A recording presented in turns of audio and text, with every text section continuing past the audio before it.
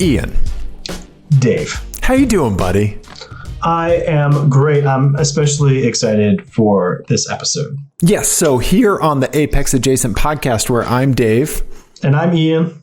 Yes, tonight we're going to, this is a very special episode of the podcast. We're going to talk about a press car that we had, a Jeep Wrangler Rubicon 4xe, right? The 4xe, I think is what they call it. 4xe. So It's the plug-in hybrid 4-cylinder turbo boy Jeep, right? Yes. So that's what tonight's show is going to be all about, right? Absolutely. And we have, a lot of thoughts and things to say about it. And the best way for us to do that is to talk about an entirely different Jeep first. Okay. All right. So because we had basically two chances to kind of interact with the 4xe, we interacted with it first at a press event where we had a bunch of other press cars. Yes. And then we got kind of like a subsequent few days with it a few weeks later. So at that press event, we drove back to back with the 4xe. We drove a Jeep Wrangler Rubicon 392. So this is the Wrangler with the V8 in it. Yep. The big V8, right? Yep. And it's amazing how different these cars are. They feel totally different. You feel totally different driving them. And I think the contrast between the two says a lot about what we want to say about the 4xe. You're right. Yes. Go ahead. Well, I was just going to say, because, and the thing that I've been, we've been trying to figure out the angle that we want to take with talking about these, because, by the time we get a press car, where everybody else has told you how it drives and how much gas mileage it's going to get and how big the backseat is and all that sort of stuff. So we like to try to think of some other angle to talk about. And the thing that I keep coming back to is how long the idea of the Jeep has been with us. Yeah. And how many kind of iterations of what it means to be a Jeep owner we've gone through. Right. Back in the day, it has started out as a war machine, as a thing that the military drove. And then it was sort of like a thing that weirdo outdoorsy people had. And then, it was Barbie's car. And now they're very often seen with Punisher Blue Lives Matter stickers on them and the angry eyes, right? Right. It gets pushed around more than any other car that I can really think of. Yeah. It gets pushed around by cultural headwinds more than anything else that's been on sale, What else has been the car of the main character in the movie Clueless, and also associated with like you said, angry eye grills, right? It's really we talk about we kind of spectrum of ownership of some cars. We talked about that because Infiniti sees a pretty broad spectrum, right? And first owner to third owner is a very different demographic. Yeah. Right. And some cars have a very kind of shallow or very narrowed down spectrum, right? Sure. STIs, right? Mm-hmm. But you're spot on in that the Wrangler, specifically Jeep Wranglers, I think have such a crazy broad spectrum of ownership, right? Mm-hmm. You see people from all walks of life that have owned a Jeep or currently own a Jeep in their lives. Yeah. Yeah, and it's also one that I think, really the customization and the spec you ordered and all these other things, subconsciously, I think people make judgments about the person driving the car. Obviously, people do that all the time with cars. But it's interesting with Jeep because it is such a broad spectrum of ownership, and there are so many different flavors that you can get it in. Right. And the thing that I think kept beeping out to to us with the 392 is that the Jeep is already, just any Jeep is not like a subtle automobile, right? Like it's not blending in really or anything. And the 392 is just so shouty. Yes. Like audibly, visually, everything. It's a little too much, I think. And then to drive the 4xe right afterwards, it was like a breath of fresh air, because it was like, oh, this is fun, but also I'm not like making everyone else deal with it. It's not. It's fun at no one else's expense. Right. Like it doesn't seem like it's borderline antagonistic to the rest of the automotive populace. Right. Yes, exactly. And a thought that I kind of had about like the 392 versus the 4xe,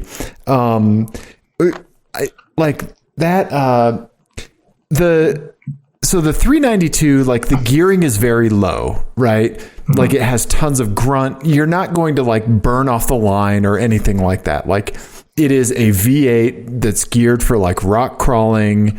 It is not like a Hellcat, right?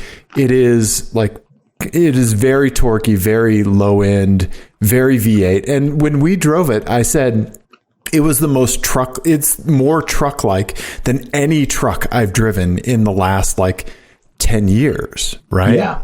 Mm-hmm. And I think that like when a vehicle like the 392, like if we kind of like remove like the aggro antagonistic like stuff for a second to just like let's put that on the shelf, right? Because like yeah. Okay, so that's there, right?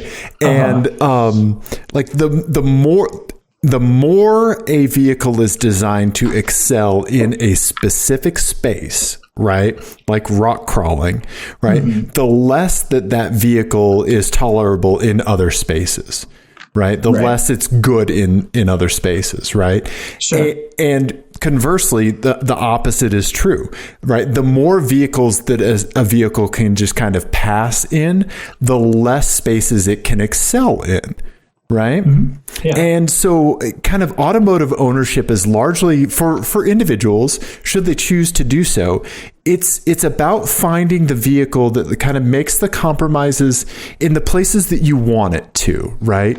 Like your R32, right, is very low. It's not happy on Denver urban roads, but on the track, it's a little beast and I can't get enough of it. Yeah. Right. And my Lexus LS, right, is super comfortable, crushes miles, right? But I wouldn't track it, right? It'd be hilarious if I did, but I'm not going to track it, right? It doesn't work in that space. So we make these compromises. And that 392, like it's so focused on that kind of like rock crawling, desert dune stuff that I just didn't have any fun with it when I was driving it, right? And I have to say, it was me that was driving it because somebody actually chose not to. Yeah, I felt like from the passenger seat, like I got it, like I've driven Wranglers. This one has a big loud engine. Right. I kind of got it. And like, I didn't, the hood line, just everything just had me up. Like, yeah. I'm on my guard. And what's so funny about what you're talking about, what you're describing with like the compromises that you make and stuff, is that this is essentially the same trim level. I mean, it's the same trim level that the 4xe is that we drove, because they're both Rubicons. Right. And I think for whatever reason that it's the hybrid drivetrain. Yeah. And the little 4-cylinder which is a damn delight, just completely changes the character of the car. So it like irons out those compromises that you're making of like, I don't know. For me, at least, I was like playing with the hybrid drive modes and like planning out when I'm going to use the electric motor and all of that. And I wasn't, and I think it also helped that I didn't think other people saw me as an aggro asshole. Okay. Sure. I think that's a big part of it.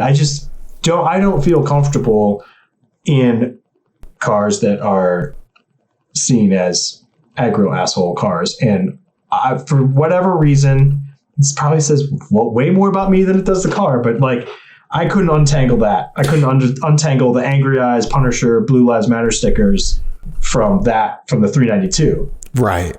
But the 4xe seems like a completely different beast, right? Right. And I mean, they're essentially the same. They're essentially the same car. Essentially, like they have the same capabilities, right? But I think that they go about delivering those capabilities in a completely different way, right? Yeah. And I think that that's kind of like the piece that like it comes down to with the 4xe. And you know, I'm going to stop sharing pictures of the 392 because I think we get it, right? But I'll start sharing some pictures of the 4xe. So where it kind of rounds out those kind of hard edges of the 392 is like the plug-in hybrid drivetrain is a hoot. Exhilarating, like it's so much more fun to drive. Like, yeah, it's some work on the highway to keep it moving in a straight line. It's you're driving a refrigerator box, okay? So like, there's that, right? Yeah, make no mistake, it's still a Jeep. Like at 70 miles an hour, you are driving. You're not just cruising. You're driving the car to make sure it stays going the direction you want it to go. Yeah, you have things to do. Yeah. Right. You're busy. Yeah. Right. But like it doesn't soften those edges per se. Like it just does things a little bit like differently. Right. And we can talk about like plug-in hybrid drivetrains because my mind is going in the direction that they're just complete game changers, and I'm such a huge fan of them lately, right? Yeah. You know, the Toyota RAV4 that we had was like just kicked me in the gut when it came to like accepting that like I can enjoy a RAV4, right? And it was because of that drivetrain. But like then you give us a Wrangler Rubicon with a plug-in hybrid where we get to choose when we use the battery, and like it's so fun.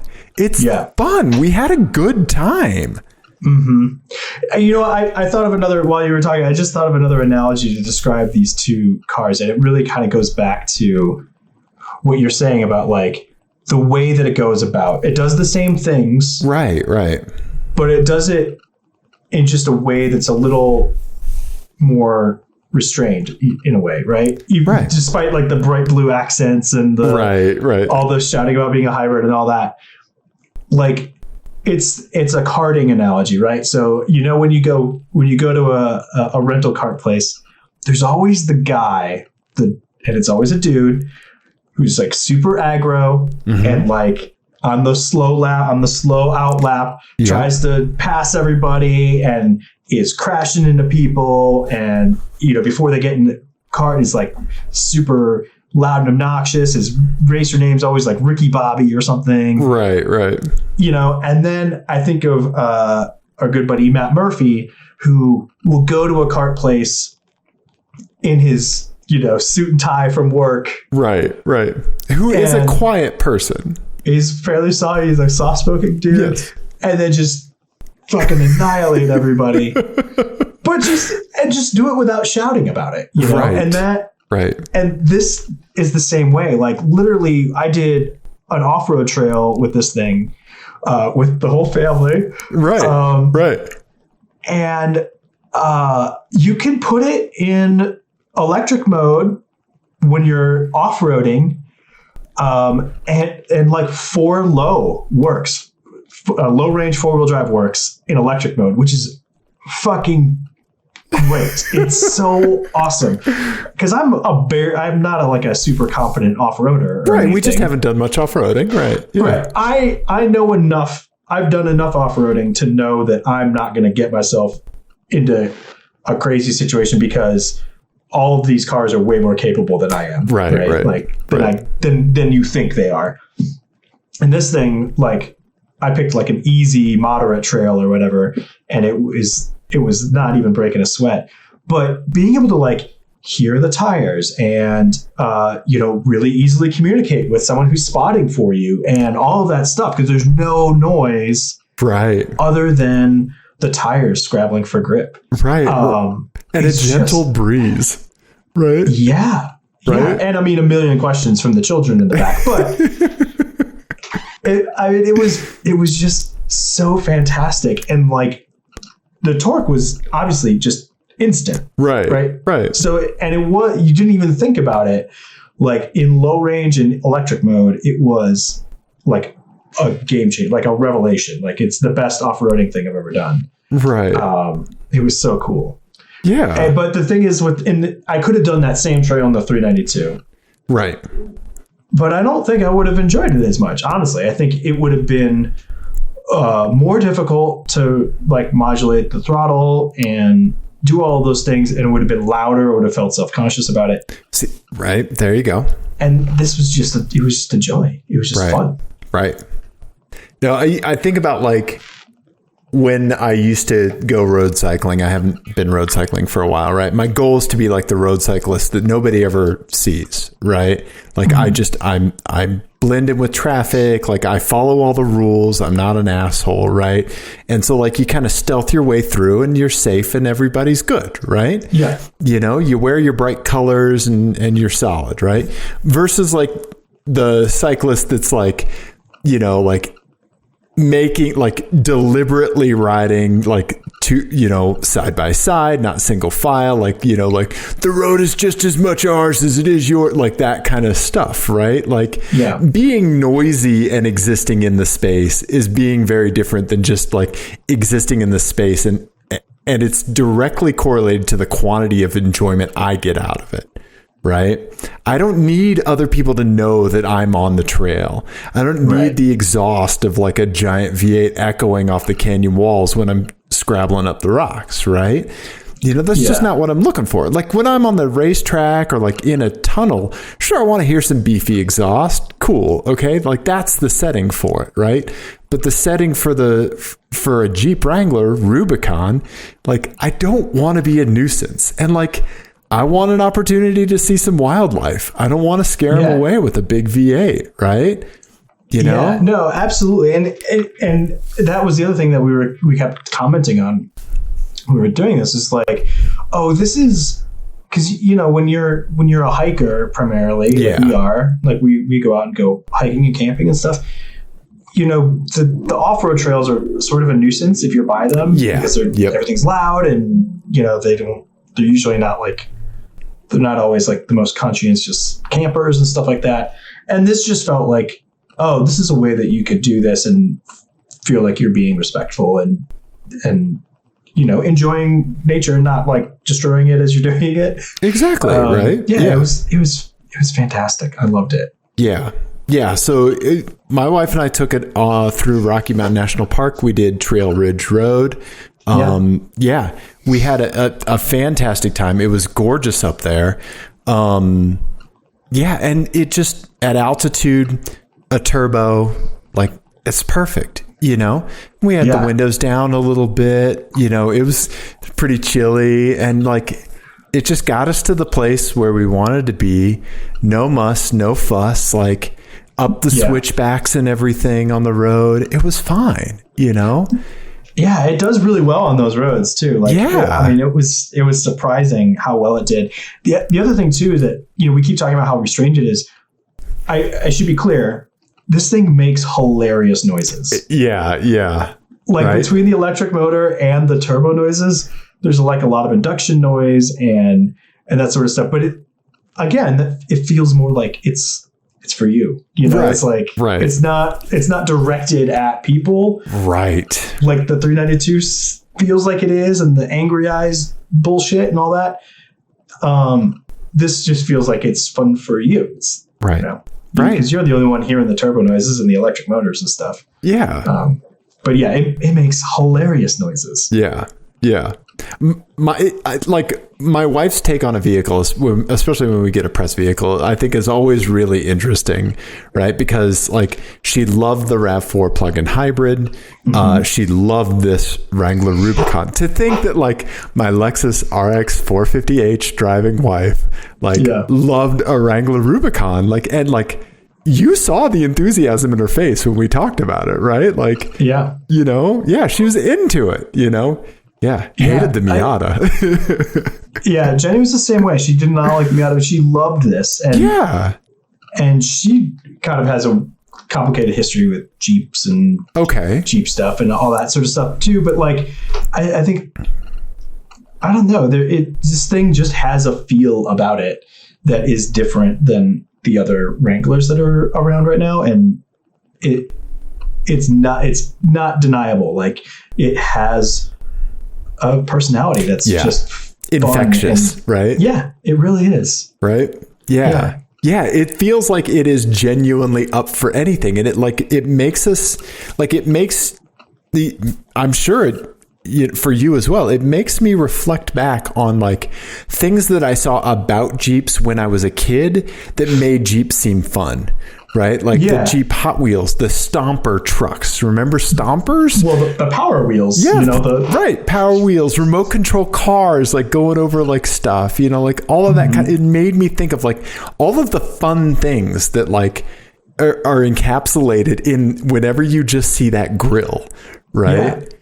You know? Yeah. And it's fun. And I think that this is going to bring me back to the 392 and like when we were talking about the aggro stuff. Yeah. You know, so much of car culture is wrapped up in like weird ideas of masculinity and all that other stuff.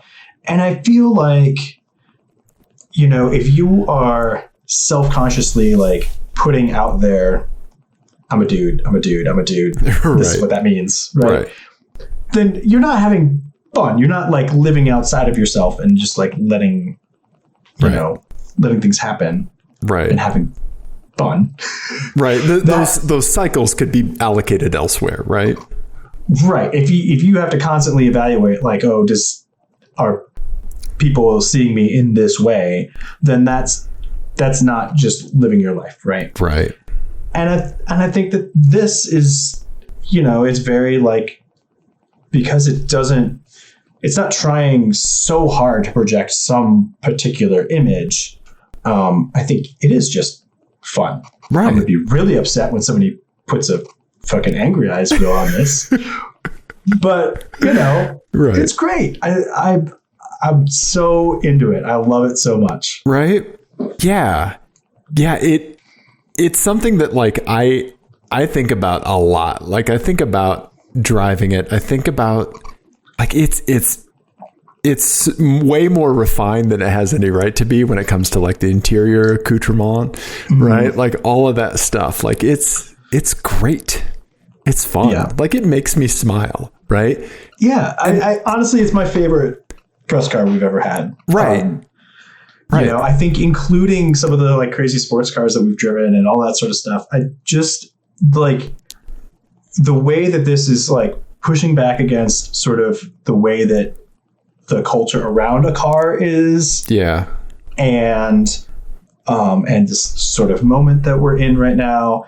And just the way that it like threads the needle with like, it's like a storied brand that is doing hybrid, right? But it's not, I don't think there was that much tied up in that 4-liter straight six. I think people kind of like lived with that.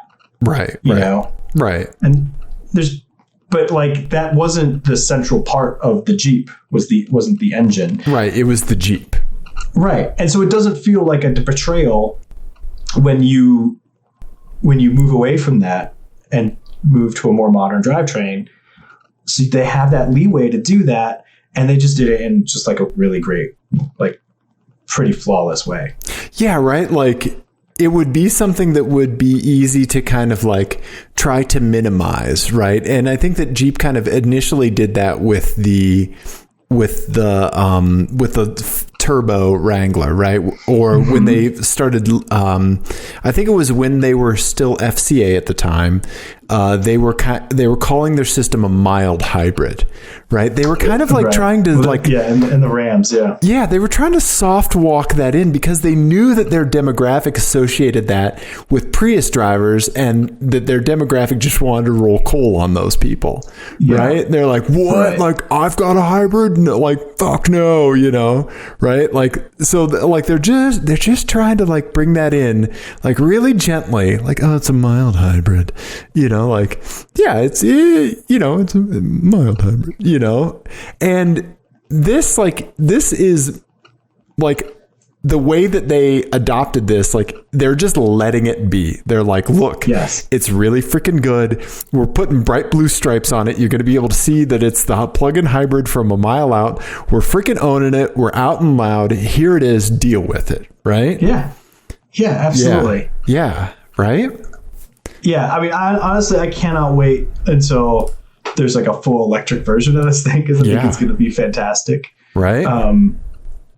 Yeah, I really, really loved every second with this thing. Like, I mean, it's very expensive. Is the one big sort of drawback to it. But, you know, I think it's honestly worth it. Like, it's the only one of these that I would get. Yeah. Like, it's the only Jeep that I would get. And I would get this over the Bronco. Yeah, me too. It's that good. Yeah. Right. Yeah. And I mean, there's a reason that these things are crazy popular right now, right? Like, yeah, it was just fantastic. The infotainment system is still the best of the major automakers. Yeah, I can't say enough good things about it.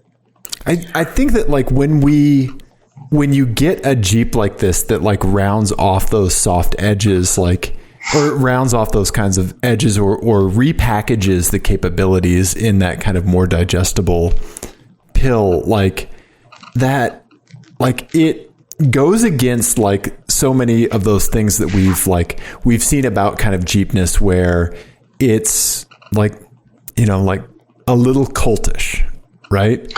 Yes. Let's get into that, right? So like, you know, like largely Jeeps, like it is seen as a lifestyle, right? Mm-hmm. Yeah. It's the closest probably to Harley ownership, you know, maybe Tesla aside. Well, yeah, like Tesla, yeah, that's a whole other thing. That is a like, actual legitimate cult. Yeah. But like, you know, I always tease my, you know, coworkers or friends or whatever, they get into Harleys about like, you know, oh, now you have to replace your entire fucking wardrobe, right? You know, because it's amazing. It's a, you know, someone buys a Harley and then their entire wardrobe is Harley shit. Right. Yeah, you can't not buy the jacket. Right, you gotta have at least one T-shirt. Right. And Jeep stuff is like, it's not quite to that level, but there is quite a bit of that, right? Right. And you know, like there's the Jeep Wave and all that stuff, which Jeep Wave. Yep. Refuse to do. Of course you do. Yeah. I just feel like, you know, like there's that George Carlin bit about not joining groups because then before you know it, you're wearing hats. And once you start wearing hats, that's when the trouble starts. Like I think about that bit all of the time. And I had somebody with angry eyes and a Punisher logo on his Jeep try to give me a Jeep Wave, and I just stared at him. Just stared. Right. And he tried like 3 times. He like caught up to me and like gave me a Jeep Wave, and I just stared at him. Blank stare. Nothing. Gave him nothing. Of course. I felt good doing it. You're so good at doing that. Right? Right? Yeah. It's the opposite of acting. It's right. Yeah. And I don't like the Jeep Wave thing.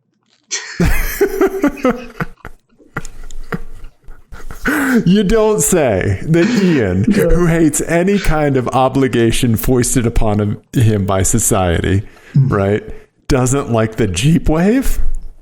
Yeah, it's dumb. I find it really hard to believe. I actually waved at a few people and chose to not wave at a few as well. Yeah. Well, I think I also think that this goes back to our conversation about like how the nature of like compromise in a car and stuff, because back in the day when people started doing the Jeep Wave, back in like I don't know whenever the fuck they started doing it, but say 30, 40 years ago or whenever it started, Jeeps were kind of shitty, right? Like, right. They were tractors that you took up tractor hills. Right, right. They weren't good road going vehicles. And so you were recognizing like a little bit of game recognized game, like, oh, you've made sacrifices in your life. Right, right. Do this hobby. Right. Counterculture recognizing counterculture, right? Right. And I think that, now they're so good and the cross section of ownership is so large that it doesn't have any meaning anymore. It's not like you're not making sacrifices in your life to own a Jeep, really. Right. Right. Right. They're not like gonna tip over and kill you on the highway like they used to. Right. Right. Right. And like I think that like when we see a lot, like the Jeep owners project that stuff like a lot. Like they project the things that kind of like that show, like the wave is like a projection, right? I'm a Jeep. I'm recognizing you as another Jeep, right? That kind of like outward Jeep projection. And one thing that I thought of, I was listening to a podcast today. It was the Fever Dreams podcast by the Daily Beast. It talks about the right-wing movements and like the radical right and how destructive it is to, everything, right? But waves hands wildly. But they had an author on that wrote a book called Cult-ish. I can't remember her name. I should have written that down. But she was talking about QAnon and cult behaviors, right?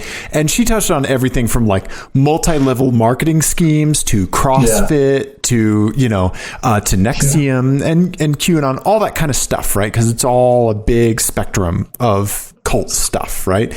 And she mentioned a term that I had never heard before because I'm not very bright when it comes to this kind of stuff. But she said that a lot of cults use what are called thought terminating cliches, right? And so it's a piece of language that is designed by people in those groups and used as a defense mechanism when any kind of like criticism, whether it be valid or not, kind of comes their way, right?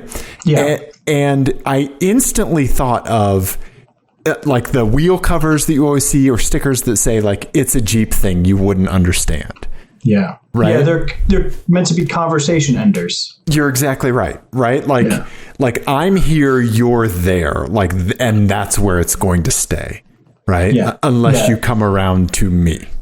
These are everywhere in modern life. Right. Right. Yeah. Yeah. They're everywhere.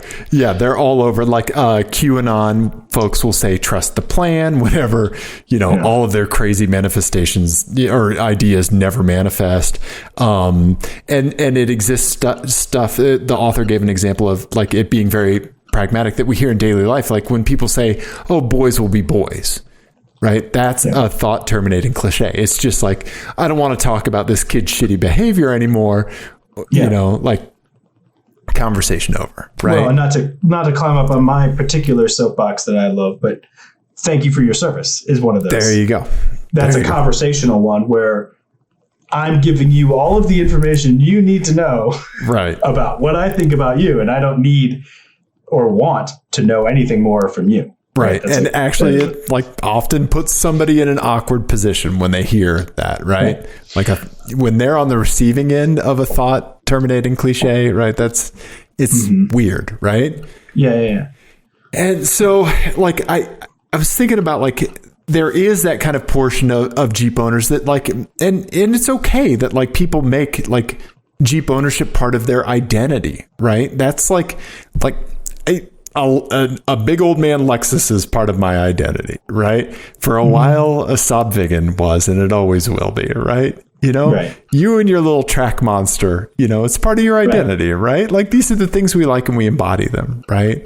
Yeah. But I think that when folks get to the side of like embodying those kinds of traits, like that end up in a kind of like us versus them, or kind of like draw these lines between groups, right? Where they say like, it's a Jeep thing you wouldn't understand, or, like the angry, aggro eyes, like I am very here and I am making the statement while, you know, and if you're over there, then fuck off, right? Like those kinds of things go very strongly against like how I feel about the 4xe or 4xe, because it's so approachable. And I feel like you could put so many different people inside of it that all of those kinds of things don't apply. Like it's a Jeep thing you wouldn't understand, like goes completely away, because like you give somebody the keys to that in 10 minutes and they're going to have a smile on their face. But when you give them the keys to a Wrangler or a Rubicon 392, that is definitely like somebody needs to use that kind of language to continue to justify that ownership, right? Right. And it goes back to the like kind of my first point, I think, of like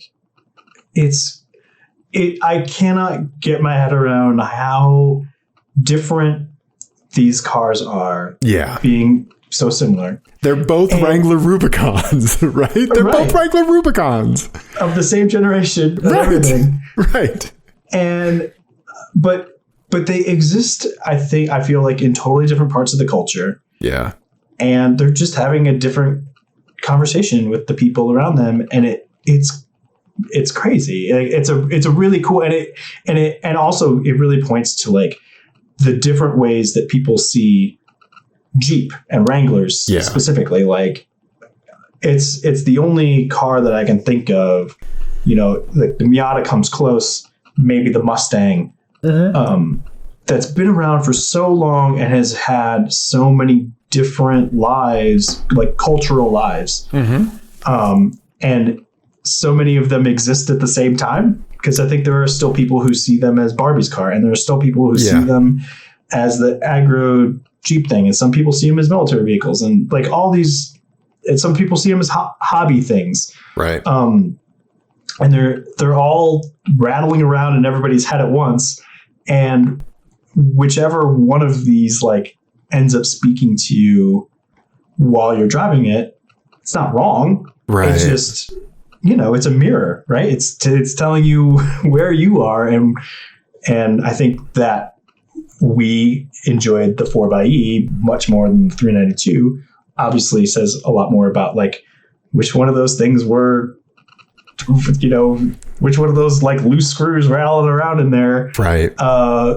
Is more important, you know? Right. And I think just the outright like joy and sort of sidestepping some of the more like icky parts of Jeep culture that we don't like appeals to us. You know? And I think that's why this car has a much broader appeal than say the 392. Absolutely.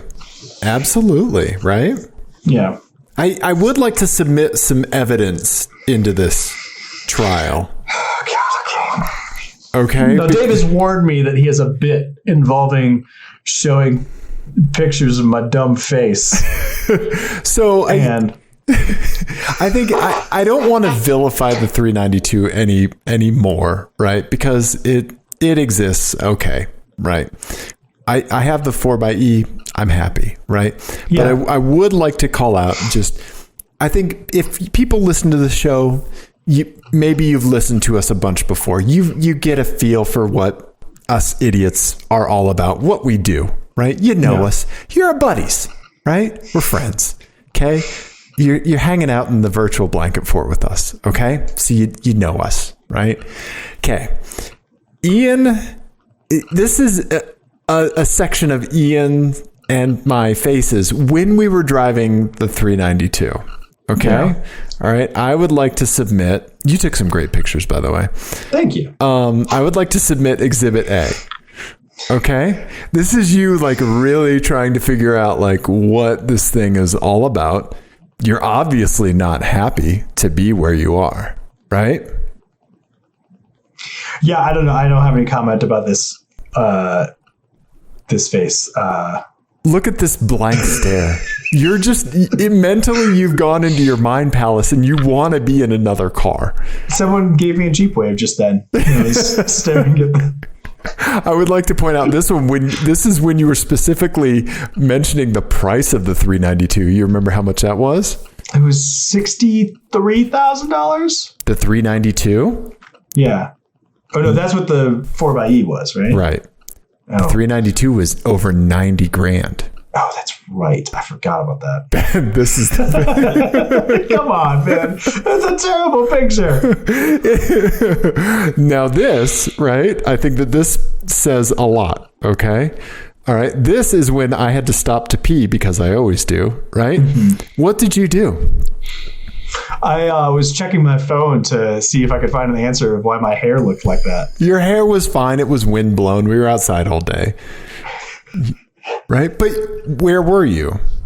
I was in the passenger seat, and I did not make an attempt to displace you in the driver's seat, is what you're getting at, I think. Right. Yes, definitely. Yeah. Now, it's not like I enjoyed the time, right?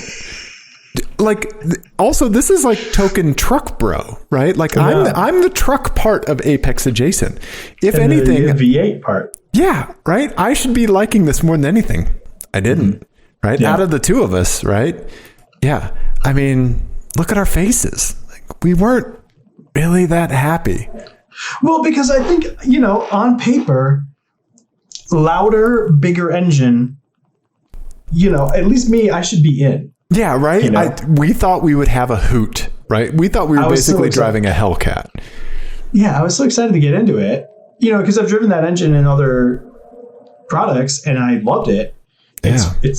It's hilarious, right? And it is like dumb and hilarious, and in that way. Right. As much as like trying to run the wrong way on an escalator is, right? Yeah, and sort of like in the same way that the Hellcat is. Right. Just it's not the fastest car you could drive. Right. Like, it's just dumb fun, right? Like it's silly, and I thought that was going to be more appealing. And for whatever reason, that combination with that car, and I think the super high hood line also kind of turned me off. It just felt very like, I mean, of course it's unnecessary, but like aggressively unnecessary. Right. Like that. The 392 took my lunch money. Like yeah. Right. Yeah, a little bit, which again, it's a mirror. It says more about us than it does the car. But yeah, I mean, a 392 100% shoved me in a locker 20 years ago. Yeah, it made me think of a kid named Tim that used to punch me in 6th grade every day. See? Yeah. Yep. Yeah. Right? There you go. Yeah. Fucking Tim, man.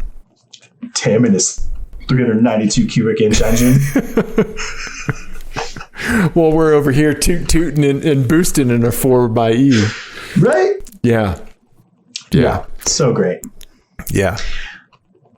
Well, thanks for showing embarrassing pictures of my face. Well, thank you for taking such great pictures of your time with the 4xe. Yeah, thanks. I had such a great time with it. And also, I mean, the endorsement that everybody has really been waiting for. Nico, my 7-year-old. Oh, yeah. I mean, he has been asking me if there's an electric Jeep because he's he likes cars. And he loves electric stuff. And he shouts whenever he sees a Tesla because he thinks Tesla is just like the coolest because it's an electric car. He was just over the fucking moon about this thing. He could not get enough of it and just like loved his time with it. Wants one. Like he's asked me about it several times since, when we can get it back and when we can buy one and all this stuff. He was in absolute love with it. That's awesome. That's awesome. So it babied very well. It childed very well. Oh, they were so ecstatic about it. Like they spent probably 30 minutes just crawling through it and poking stuff and just like look at this thing because it's it looks like it's a big toy. Right. Yeah. They were so geeked about it, and then I was also geeked about it. So the whole family was just like super on the same page and having a great time with it. So nice. Yeah, it was awesome. Nice. And at the end of the day, like you don't have a giant V8 that's shouting. And guess what happens? Yeah. Your kids can go the hell to sleep. Yeah, absolutely. Look at them knocked out. Oh, I mean, that was after a full day of like, goofing around in the mountains and and, you know, going up fire roads that we normally wouldn't go up. Right. It was, yeah. Right. It did a great job of knocking them out, which is exactly what you want. So it was, right? Man, we loved our time with it. It was so good. Yeah. That's awesome, man. That's awesome.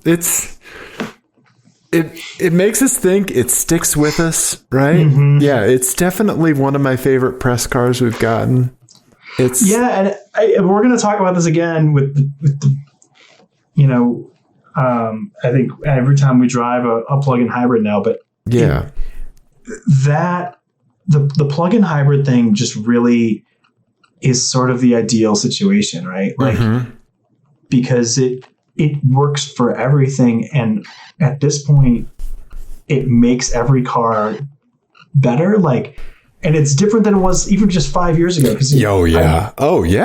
You drove a hybrid 5 years ago and it was kind of miserable, you know? Yeah, it depended on the hybrid, right? Like I think my wife's, 450H, like where it's like a V6 acting like a V8. That's great, right? Yeah. But but it was a really mixed bag, right?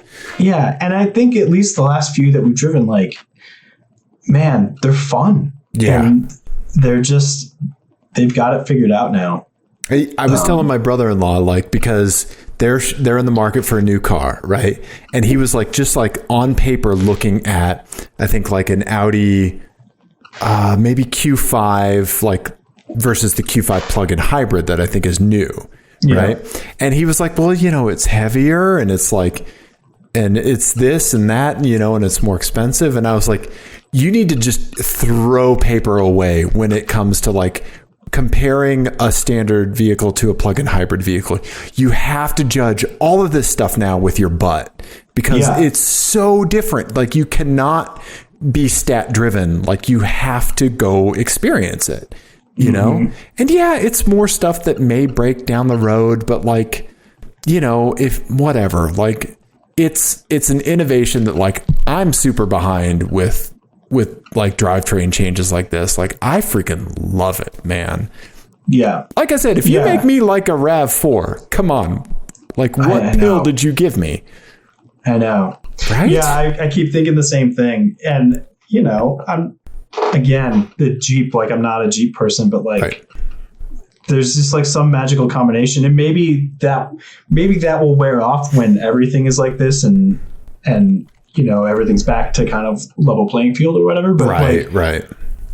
I don't know. It was just super compelling. And the plug-in hybrid thing got rid of so many of the things that I didn't like about the Jeeps. Right. And we didn't think it would, right? That's the thing. No. Like, we had different expectations. Like, I don't know. Like, it's always so nice to like just be pleasantly surprised. And that's what this car was. It was just like pleasant surprise after pleasant surprise after pleasant surprise. Yeah, I went into it with such low expectations. I think that was part of it. But like, getting it up to the mountains. Like, I was already really liked it when we drove it the first time, and we didn't really have any battery. Right. We were just driving on the turbo engine. We were like, oh yeah, this is great. I gave it to you with 0 battery charge. I know. That's welcome. Fine. But then, driving around town on the battery, that was just as great as I thought I was going to be. And I was like, okay, this is cool. Yeah. But then getting it up in the mountains with the battery charged was just a total, driving up there on the highway in the eco-save mode. I was like, oh, I think maybe I've misjudged. Like, I gave this thing too much credit. It's a Jeep. It's kind of terrible on the highway. And then I got up there and put it into electric mode on this trail. And I was just like, right? Like, it's so good. Right. It's so good to drive in electric mode on a trail. It like forgives so many things. Like, if this is what you do for fun, then you need that. Right. Yeah. It's great. And then there was this whole uncoupling of like the agro persona, like all of this stuff just kind of fell away, and like we didn't think about it, right? Until we saw that coming from somewhere else. Right. And I didn't think it would. And because I didn't even think about it when you're right. When I was in the car at first, it was like, oh, no, this is just fun. And then reflecting back on it later, and especially I think if we hadn't driven that 392, I don't think that would have occurred to us as much. Yes. Because it was like the two opposite ends of the spectrum. Right. Yeah. I have something for this. Can you hang on for a minute? Oh, I can hang on. Yes. Okay. Hang on. Okay. He's back. Ian. Dave. Yes. I have something for this. Okay. This is the Wrangler 4xe.